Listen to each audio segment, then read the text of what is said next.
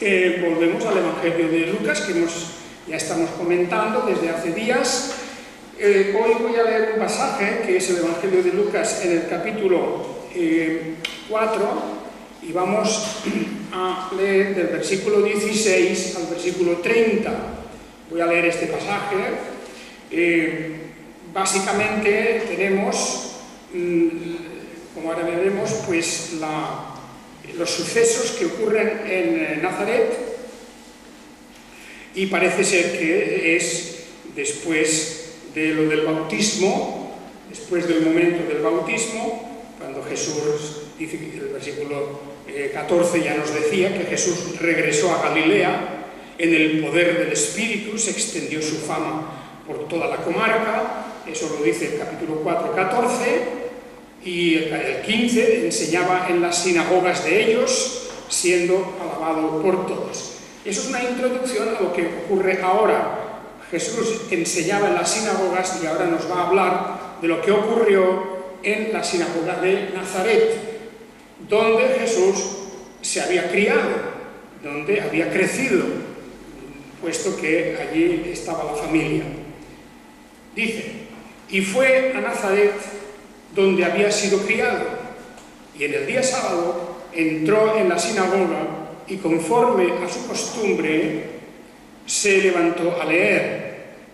Y le fue entregado el rollo del profeta Isaías, y habiendo desenrollado el volumen, halló el lugar donde estaba escrito: el Espíritu del Señor está sobre mí, porque me ungió para evangelizar a los pobres, me ha enviado a proclamar libertad a los cautivos y restauración de vista a los ciegos, a enviar en libertad a los oprimidos, a proclamar el año favorable del Señor.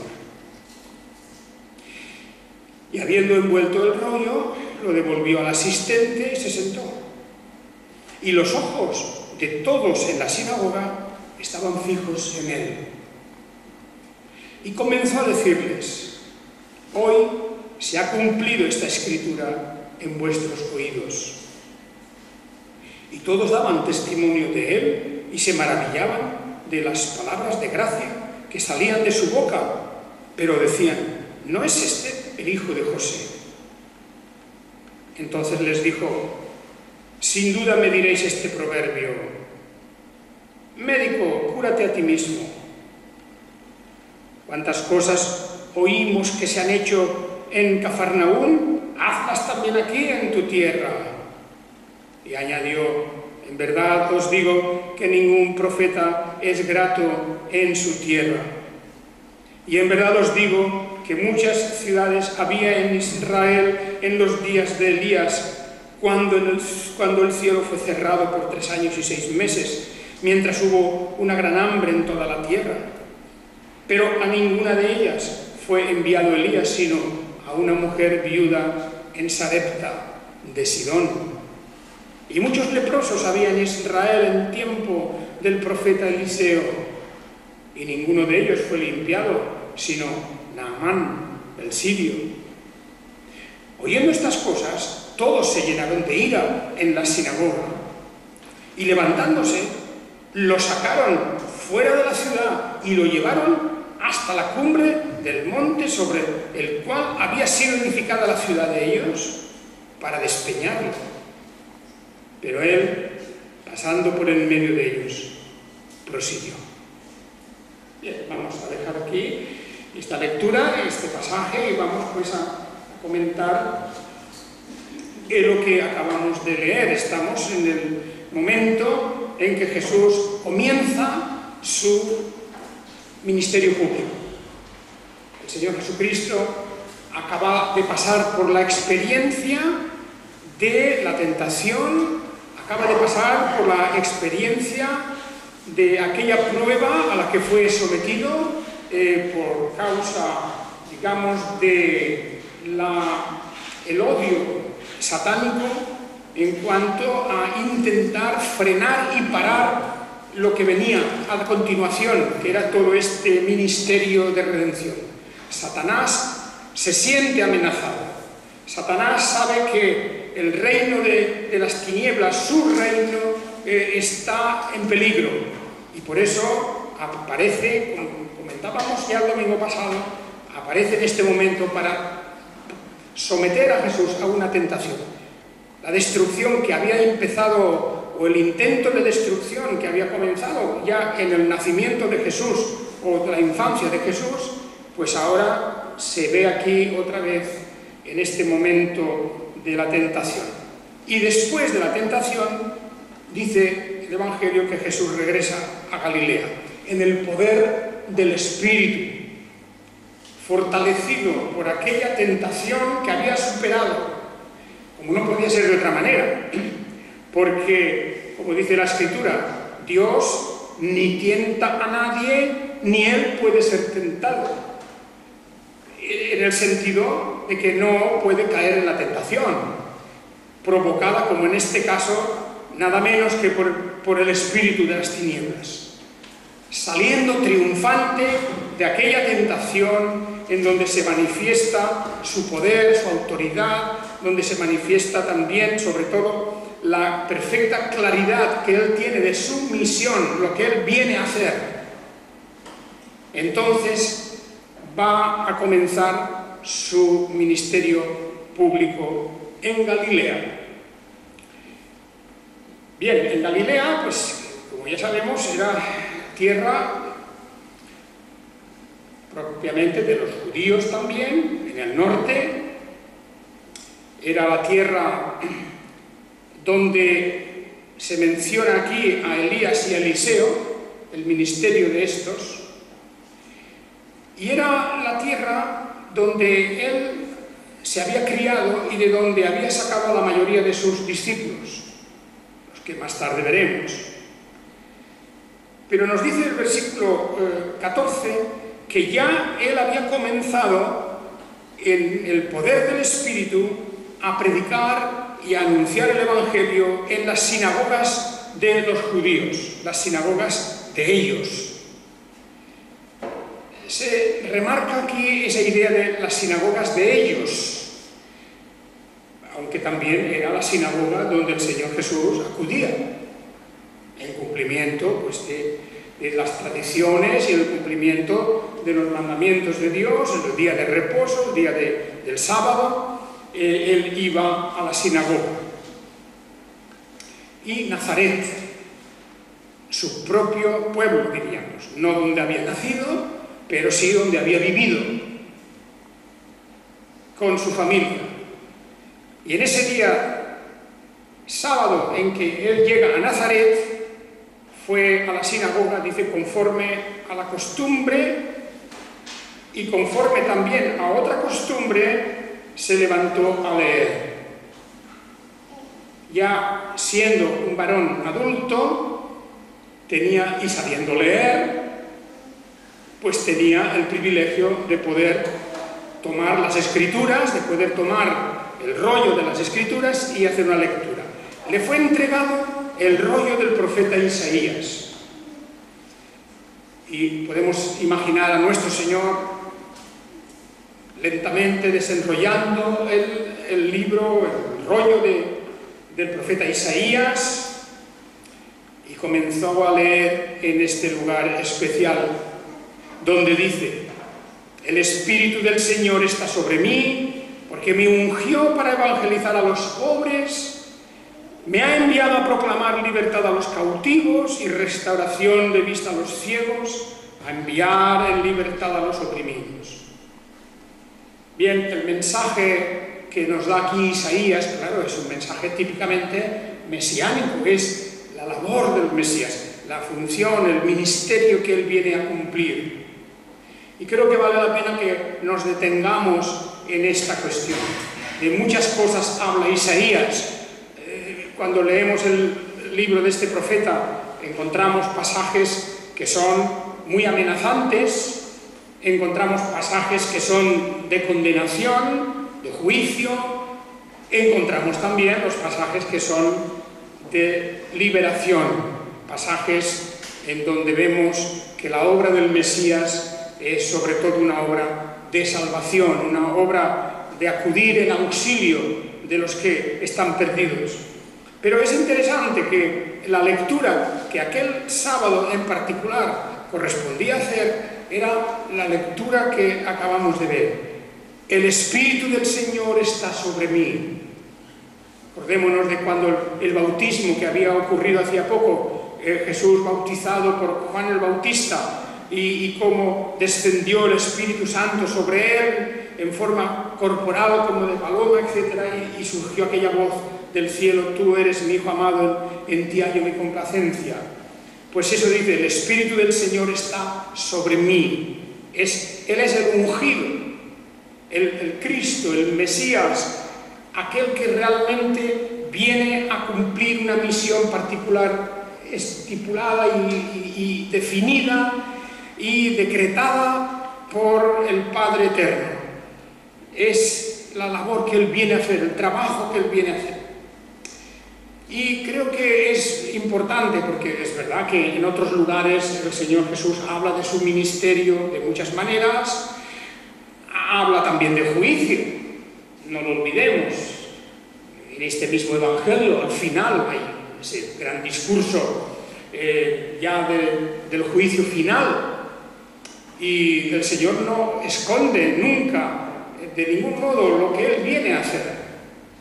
Pero en su primera intervención en público, entre su propio pueblo, en su propia ciudad, en la sinagoga misma, donde Él tantas veces había estado de joven, de pequeño, pues allí Él está leyendo las palabras magníficas y profundas del profeta Isaías.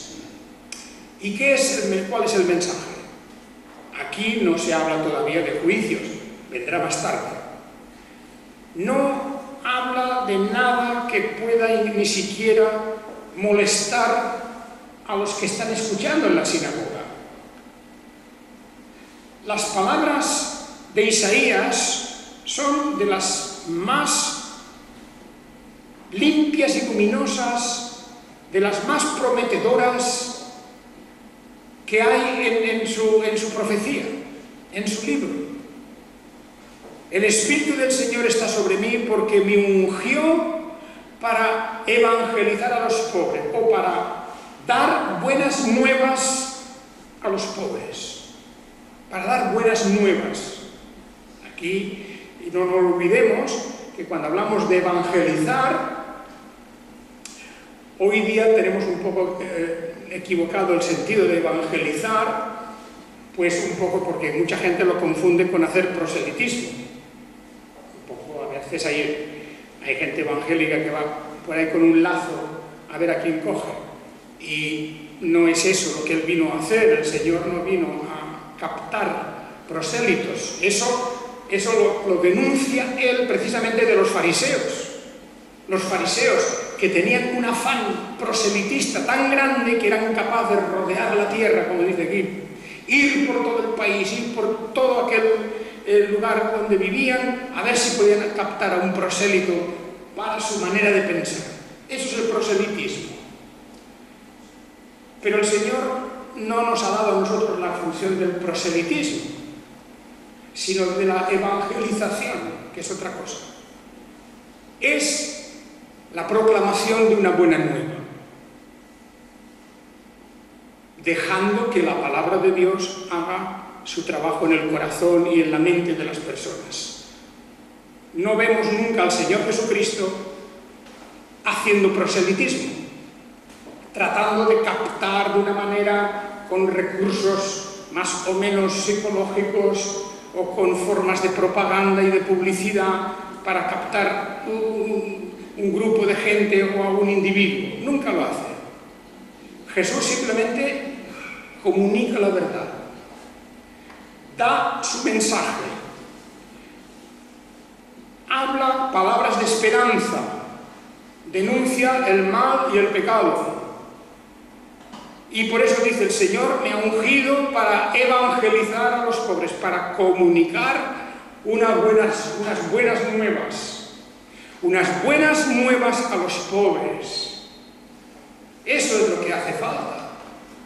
Pero no solamente a los pobres, dice: me ha enviado a proclamar proclamar libertad a los cautivos y restauración de vista a los ciegos, a enviar en libertad a los oprimidos.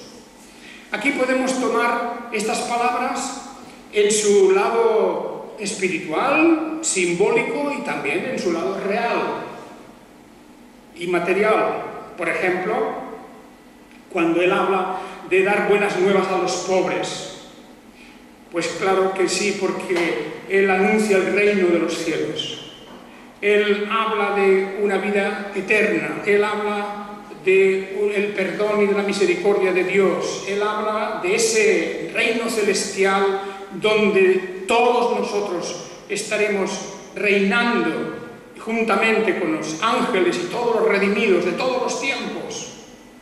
Y a los pobres de este mundo, aquellos que nada tienen, nada esperan, su vida es como un tránsito, como una espera al último momento, a ellos les da este mensaje, un mensaje glorioso, el perdón de Dios, la adopción como hijos, el entrar en su reino con todas las riquezas espirituales en Cristo Jesús. Esa es una realidad que él está proclamando, no es simbólico, es real, es un mensaje real. Es cuestión de creerlo y de esperarlo. Y también dice que le ha enviado a proclamar libertad a los cautivos. Esta palabra hemos de entenderla, claro, en su vertiente más espiritual, porque Jesús no anduvo haciendo ninguna clase de ministerio en las prisiones, no fue a sacar de la cárcel a nadie, no fue ese su ministerio, pero sí que dio libertad a los cautivos por el espíritu del mal, a los cautivos de la incredulidad, a los cautivos del error, a los cautivos de la hipocresía, a todos, porque a todos les comunica este evangelio de la gracia. Lo habló a los fariseos, lo habló a los sacerdotes, a los escribas, al pueblo común y sencillo. A todos vino a proclamar la libertad. Libertad respecto a los lazos del propio maligno, del propio Satanás. El Evangelio es un mensaje de libertad que nos libra del mal para que sirvamos a Dios. Nos libra de la tenaza del pecado, para que andemos en la libertad que hay en Cristo Jesús. Y esto sí que es muy importante, que aprendamos que el Evangelio es la proclamación de la libertad a cualquiera que está cautivo de algo, cautivo de los vicios, cautivos del error, cautivos de una manera equivocada de vivir y de ver el mundo. Ahí viene el Señor a librarnos de esas cosas, a poner nuestra vida en esa senda de justicia y de verdad, y sobre todo de la libertad auténtica, la libertad que tenemos en Cristo Jesús. Bueno, Él viene pues a proclamar. Él está haciendo, como veis aquí, uso de las palabras de Isaías. Él está leyendo Isaías, todo esto lo dice Isaías, pero luego le va a decir a los que están escuchando en la sinagoga, le dice: hoy se ha cumplido esto entre vosotros. Y naturalmente lo que está diciendo es: soy yo quien viene a hacer esto. Restauración de vista a los ciegos. Aquí las dos cosas. Jesús sanó a algunos ciegos y a otros enfermos también, pero Él venía a dar vista a los ciegos en un sentido más profundo, al ciego espiritual, al ciego que no ve, que no puede, por lo tanto, discernir nada, que no se da cuenta de la diferencia entre el error y la verdad, entre el mal y el bien. Pues eso, en todos los tiempos tenemos esa sociedad así equivocada, ciega, y más aún el tiempo nosotros en que estamos viviendo, lo estamos constatando cada día, esa terrible ceguera que está ocultando a la gente la realidad de la vida. Luego habla otra vez de la libertad a los oprimidos. a enviar en libertad a los oprimidos, no solo a los cautivos, a los oprimidos, los que viven bajo la opresión, bajo el peso del abuso de aquellos que utilizan su autoridad de una forma injusta. Eso a lo largo de la historia los cristianos han tenido que soportarlo, vivir en opresión, en persecución. Pues bien, el Señor viene a dar libertad a la gente, a dar libertad. Fijaos que 2 veces en este pasaje de Isaías se habla de libertad. Y ese mensaje de libertad lo repetirá el Señor Jesús en otros momentos de su ministerio. Cuando dice, por ejemplo, si el Hijo os hiciere libres, seréis verdaderamente libres. Eso se lo decía también a los judíos, a los más ortodoxos, a los que decían, nosotros somos hijos de Abraham, nunca hemos sido esclavos de nadie. Y Jesús les dice, sí, pero todo el que hace pecado es esclavo del pecado. Hay una cautividad, hay una prisión invisible sobre el espíritu humano, sobre la conciencia, que hace que, aunque uno se sienta libre, en realidad está oprimido y está bajo la esclavitud de otro. El Señor ha venido a darnos libertad. Bueno, aquí no vamos a entrar en todo el tema filosófico de la libertad, de la voluntad humana y todas estas cosas. Eso mejor leerlo en algún buen libro de teología, en Juan Calvino, en Martín Lutero, en estos que hablaron de la verdadera libertad del ser humano. La verdadera libertad, la que el Señor nos ha venido a dar. En fin, todo esto es lo que ha venido el Señor a hacer. Eso es lo que decía Isaías, y ahora cuando el Señor acaba de leer este pasaje, pues podemos verlo lentamente, enrollando otra vez aquel pergamino, se lo devuelve al asistente, los miró a todos, todos estaban absortos, estaban todos, porque de tal manera había leído el Señor aquello, de tal forma, de alguna manera había una comunicación allí, que cuando el Señor estaba leyendo y estaba diciendo, el Espíritu del Señor está sobre mí. Esto es un pasaje mesiánico del profeta Isaías. Isaías no lo decía de él mismo, lo decía del Mesías que había de venir. Y la lectura que Jesús hace es una lectura tan directa y con aquella presencia suya que inspiraba autoridad y firmeza y verdad, que todos estaban, como dice, maravillados de las palabras de gracia que salían de su boca. Pero claro, empiezan también con algunas dudas. Aquí hay una cosa muy curiosa en este pasaje, y es cómo la gente que está en la sinagoga, mientras está Jesús leyendo, y incluso con sus primeras palabras, quedan como maravillados, dice aquí, asombrados. Y eso es una impresión que en un principio parecía positiva, pero enseguida comienzan a decir, este no es el hijo de José. Era un pueblo no muy grande, Nazaret, no muy grande, y lo conocían, él se había criado allí, y lo veían por las calles, etc. Y este no es el hijo de José.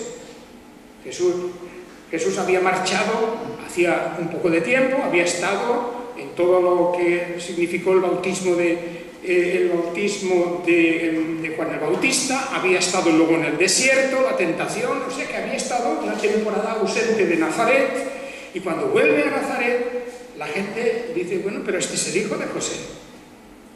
Y entonces Jesús dice, me diréis este proverbio, médico, cúrate a ti mismo. Cuantas cosas oímos que se han hecho en Cafarnaúm, hazlas también aquí en tu tierra. Ya le ponen una prueba de incredulidad, como tantas veces aparece a lo largo de la vida de Jesús, que le dice: a ver, muéstranos con tus obras, haz un milagro para que creamos, haz una señal, haz algo. Ya él está leyendo el pensamiento de ellos, como diciendo: demuestra que lo que tú dices es verdad. Este proverbio médico, cúrate a ti mismo, es un proverbio antiguo, no está escrito propiamente en la escritura, era de la tradición oral, se recoge y luego más adelante lo recoge el Talmud también. Pues esta es, digamos, la reacción de esta gente. Comienzan asombrados, pero luego la incredulidad se va apoderando de ellos. Y el diálogo que hay ahora, hacia el final del pasaje, pues poco a poco se va convirtiendo en una tensión muy fuerte, una tensión. Jesús les dice: ningún profeta es grato en su tierra. Y en verdad os digo, y ahora el ejemplo de lo que hicieron Elías y Eliseo. Podríamos decir, fijaos lo que hemos leído antes sobre este asunto, ¿por qué el Señor Jesucristo saca a relucir lo que ocurrió en tiempos de Elías y de Eliseo? Bueno, él sabía perfectamente lo que había en la mente y en el corazón de esta gente. Es lo que hemos leído antes en la carta a los Romanos, en el capítulo 2. Los judíos estaban tan convencidos que por ser judíos, por ser descendientes de Abraham, por tener la ley, por sus tradiciones, por sus maestros, por todas estas cosas, ellos estaban a la cabeza de los privilegios de parte de Dios, que vivían confiados y seguros que solamente por eso tenían asegurada la vida eterna, el primer lugar en todos. Pero lo que el apóstol San Pablo les dice a estos es que ellos que se llaman judíos y se apoyan en la ley y se enorgullecen en Dios y conocen su voluntad y están instruidos por la ley y aprueban las cosas mejores y están confiados de que son guía de ciegos y luz de los que están en tinieblas, dice San Pablo, y esto es lo que el Señor veía en aquella sinagoga en Capernaum, los que estaban pensando somos los mejores, no hay nadie como nosotros. A estos Jesús ahora viene para hacerlos saltar, para despertarlos, para sacudir su conciencia. Y les dice: mirad, en tiempos de Elías habían muchas viudas en Israel, habían muchas viudas. Sin embargo, cuando él tuvo que elegir a una para favorecerla, era en los tiempos del hambre, terrible hambre, 3 años y medio sin llover, terrible, la gente ya nada tenía en sus casas. Pues Elías no fue enviado a una de Israel, sino a otra que vivía en Sidón, en Sarepta de Sidón, o sea, a una extranjera.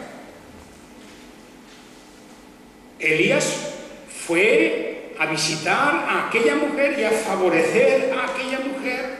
Os acordaréis de aquella historia, cómo entró en casa de aquella mujer y nada tenía ella para ofrecerle, y él procuró inmediatamente, con un hecho asombroso, que la harina y el aceite nunca se acabaran en su casa. Y no solo eso, también en tiempos de Eliseo, muchos leprosos había en Israel en tiempos de este Eliseo, pero ninguno de ellos fue limpiado, sino Naamán de Siria. Fue Eliseo enviado y fue el instrumento para curar la enfermedad de aquel hombre, un hombre importante en Siria, no a un israelita, sino a un sirio. ¿Y esto qué quiere decir? Pues que el privilegio que ellos pensaban que tenían por ser judíos no les servía para nada. no por ser lo que eran, tenían las cosas ya a su favor, porque era necesario creer en el Evangelio. Era necesario creer en Jesús como Salvador suyo. Era necesario arrepentirse del pecado como se había manifestado en el bautismo de Juan el Bautista. Era necesario vivir la vida transparentemente, sin figuraciones, sin disimulos, sin falsedad. Es necesario eso. Y por lo tanto, a aquella gente que estaba en la sinagoga, Jesús le estaba diciendo indirectamente, y ellos lo captaron enseguida: estáis en falso, no os sirve de nada.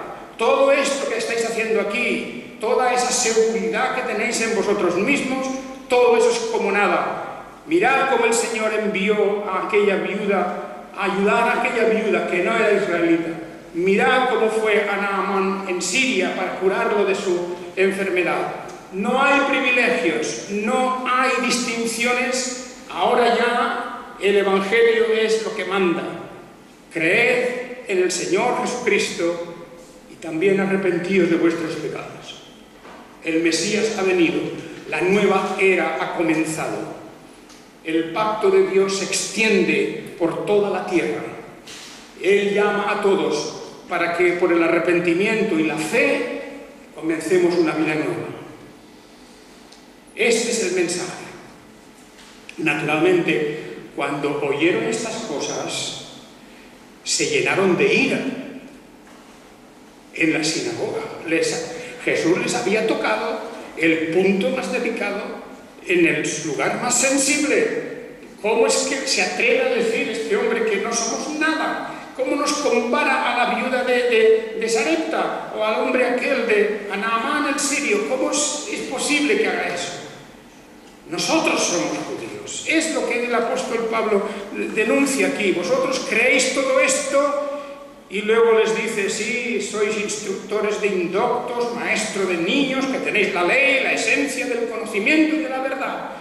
Es verdad todo eso, sí, pero ahora les dirá: ¿y tú que enseñas a otro no te enseñas a ti mismo? ¿Tú que predicas que no se robe, robas? ¿Tú que dices que no se adultera, adulteras? ¿Tú que abominas de los ídolos, profanas los templos? ¿Tú que te jactas de la ley, por medio de la infracción de la ley deshonras a Dios? Claro, es lo que el apóstol Pablo dice: no, si es que vosotros sois igual que los demás. Y entonces se llenaron de ira y lo sacaron fuera de la ciudad. Yo recuerdo, hace años tuve el privilegio de estar en Nazaret y todavía está allí en las afueras de la ciudad, una especie de acantilado, barranco grande, ¿verdad?, donde la tradición dice allí llevaron, y que tuvo que ser allí porque no hay otro, ¿verdad?, llevaron a Jesús hasta el borde de aquel barranco y lo pusieron allí con la intención de despeñarlo. ¡Qué pronto! Ya intentan acabar con la vida de Jesús. Fijaos, cuando Jesús nace, Herodes intenta matarlo. En la tentación en el desierto, hay un momento en que Satanás lo lleva a la cúspide del templo y le dice: échate abajo, porque si eres el Hijo de Dios, sus ángeles te recogerán, échate abajo. Era también otra forma de inducirle a ver si moría, a ver si se mataba, a ver si acababa con él. Ahora su propio pueblo le está diciendo también lo mismo. Vamos, y lo llevaron, lo arrastraron hasta el borde del precipicio aquel para empujarlo. Pero él los apartó, su hora no había llegado, los apartó y pasó por medio de ellos y marchó. No se atrevieron a hacer lo que pensaban y querían hacer. Bueno, pues hermanos, con todo esto llegamos al final de todo este pasaje, en donde nos damos cuenta que el ministerio del Señor Jesús es una auténtica batalla, una guerra. No viene a pasarlo bien, no viene a hacer simplemente unas cuantas obras de caridad, no viene, el Hijo de Dios no es simplemente un maestro, pues un poco diríamos al estilo de, yo qué sé, de estos que han habido últimamente, de un Gandhi o de otros que han luchado pues, por ciertas libertades y por estas cosas. No es eso. Y no es por menospreciar lo que han hecho otros, que probablemente tendrán en su caso sus méritos. Pero el ministerio de Jesús no es eso. No es ni siquiera un modelo o ejemplo solamente. También lo es, pero él no viene simplemente a ser un modelo. Porque su lucha no es simplemente por lograr algunas mejoras en la vida humana. El caso de Gandhi o el señor Mandela o otros, cada uno, en fin, según las tendencias y las cosas. Lo que viene el Señor Jesús a hacer es otra cosa. El Señor Jesucristo viene a cumplir la voluntad del Padre que le ha enviado. Viene a realizar un acto de entrega de sí mismo, de dar su vida para el rescate y la redención definitiva y la vida eterna de otros. Y esa es la cuestión. Y por eso el ministerio de Jesús es tan transparente y tan atrevido. Es atrevido, es un ministerio atrevido. Viene Jesús y no empieza con, vamos a decir, con esas reglas psicológicas de hoy día, como diciendo, mira, lo primero que tienes que hacer es ganarte la confianza de la gente. Los halagas un poco, les adulas otro poquito, les dices qué buenos y qué guapos sois y ya te los has ganado. Eso es lo que se suele hacer, ¿verdad? No, Jesús aparece en la sinagoga y lo primero que hace es decirles tales cosas que lo quieren echar por un barranco. Lo quieren echar por un barranco. No es un adulador, no viene a halagar la vanidad humana, no viene a decirlos estáis todos perfectamente, continuad así. No, les dice, no os sirve de nada el ser judíos. No os sirve de nada. ¿Tenéis la ley? Sí. ¿Tenéis la verdad? Sí. ¿Tenéis una tradición, los padres, etcétera? Sí, todo eso sí, pero hacéis lo contrario. Por lo tanto, no os sirve de nada. Bueno, esa es una llamada a todos en todos los tiempos. Lo terrible sería que la Iglesia cristiana volviera a hacer lo mismo. Como yo soy protestante o evangélico o presbiteriano, lo que queráis, como yo soy esto, ya estoy bien. Pues no es así, porque el Señor no va a preguntar nada sobre esas cosas. El Señor quiere que andemos en amor, en justicia, en verdad, en la transparencia completa de lo que somos. Acogiéndonos a Él, a su perdón, acogiéndonos a su gracia, a su misericordia. Y así es como podemos tener luego la certeza de que no por nuestros méritos, no por nuestras obras, podemos estar en el reino de Dios, sino solamente por su amor. El amor de Dios que nos ha convertido en hijos adoptivos sin merecerlo. Bien, hermanos, este es el discurso de Jesús en Nazaret. Y luego también vamos a ver otro discurso de Jesús el próximo día en Cafarnaúm, no muy lejos de allí. En Cafarnaúm, estamos en Galilea, y también él iba a enseñar en las sinagogas.